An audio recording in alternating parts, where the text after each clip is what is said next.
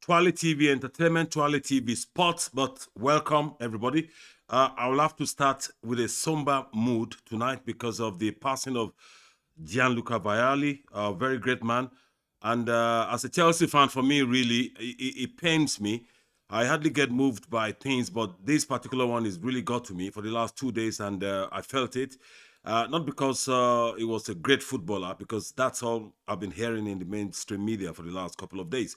But one thing I would like people to remember GIANLUCA for is another great attribute, which is that he is one of the key players that started the Premier League revolution. When the Premier League was born in the early 90s, 1992, all these top stars that came here that got the whole world watching English Premier League, Vialli was one of them. I remember him. I remember Ruud Gullit. I remember George Weah, the Liberian president, as we speak. So all these key names came to the Premier League, and this is a new league. And it was a surprising move for everybody to realize, oh, the big stars are in this new league. And they actually sold Premier League to the world. And for we that were there when it happened, you would have to go back and give this guy a serious applause for that contribution. Apart from that, he's been a gentleman, as people have been saying everywhere. And on that particular note, I pray for your family and your close friends, and hope God will console everyone who are intimately involved in your life and your family, especially your immediate family, your parents or wherever, whoever.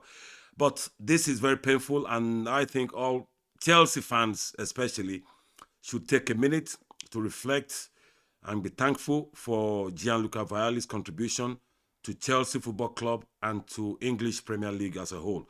So rest in peace, legend. And then on that note, I would say, well, that's it. But straight away into the game, still very in a somber mood, really. But it's painful to be watching Chelsea at the moment, if I can say that, or if I can use that word. But it's more than painful to know that you can see these problems before they actually arrive. I have said it, that, imagine you are replacing an employee and you are putting in charge somebody who is less experienced. You know automatically you're taking a risk. And this is the problem with you taking a very viable, credible, but average manager. I use the word average because they are managing average clubs. Graham Potter is not Chelsea's problem right now, but he's one of the problems. So he's been recruited, and there is a serious concern at the moment with the old Chelsea hierarchy. But before it gets to the panic state, please, whatever we need to do, Chelsea hierarchy and the stakeholders, they need to first of all admit that there is a problem. And once they've done that, then they can start to analyze the problem. Look at the demeanor of the senior players on the bench tonight. Okay? Man City whooped us in the midweek.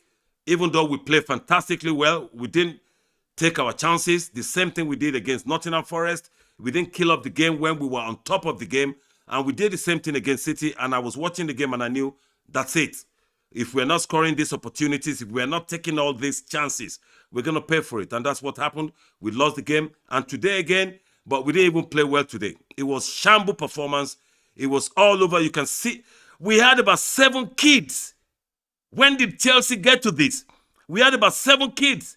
Humphreys, Hutchinson, Gallagher, Luke Hall. I can go on and go on. You don't compete for this league with this type of team. So we're definitely, most likely, not qualifying for nothing.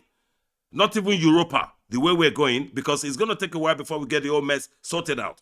Okay? We need to know that we have a big problem now at Chelsea.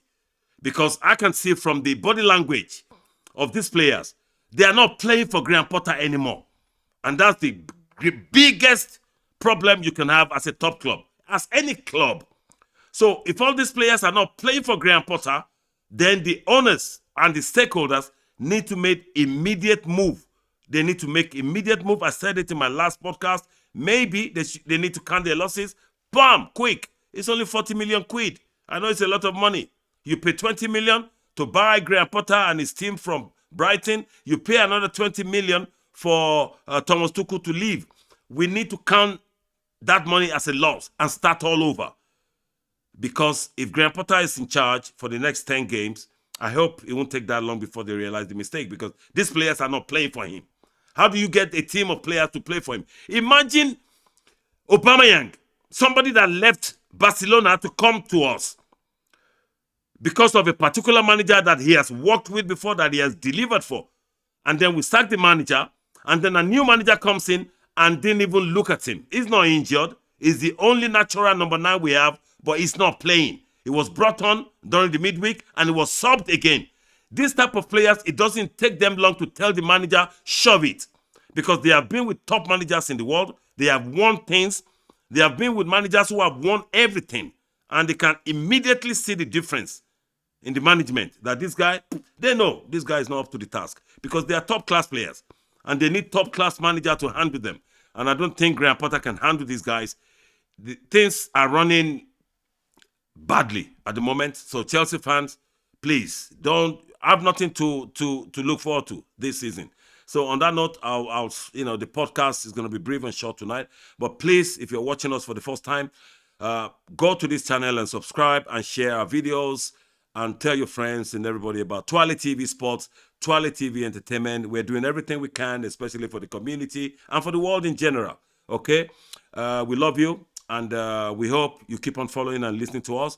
We'll be back again, and we'll start on football properly. But for tonight, it's more or less just to give that respect to Gianluca Vialli. Rest in peace, Gianluca. And I hope the whole Chelsea fans and the whole football world shares my view about this great gentleman.